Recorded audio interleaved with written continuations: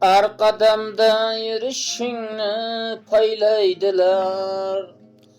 Sevemen dep endi yollarını paylaydılar. Asmandaki ay yıldızlarını sanap yarım sevmen degüçüler var. Muhabbet girdabıga batırıp kelsa endi mingtasi sening boshingni qotirib, shunda kelgin ayyorlik qilmay ko'z yoshin oqizib. Ah endi sevaman deguvchilar bor.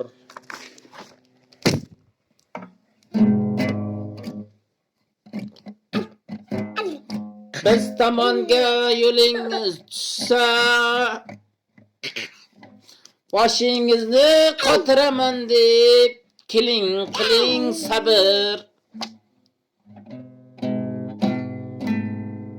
Gunohingiz ko'p bo'lsa ham axir, bilingki ko'z yoshingiz sevaman deguvchilar bor.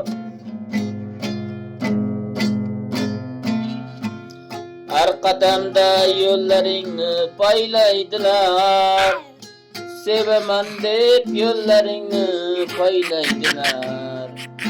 Osmondagi oy yulduzlarni sanab yarim sevaman deguvchilar bor. Muhabbat girdobiga botirib, kelsa endi mingtasi boshingni qotirib.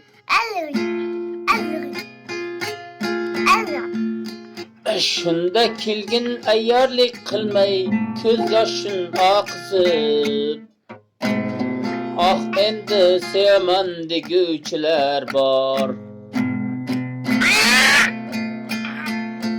Biz tomonga yo'lingizni sabr, boshingizni qotirmang, qiling sabr.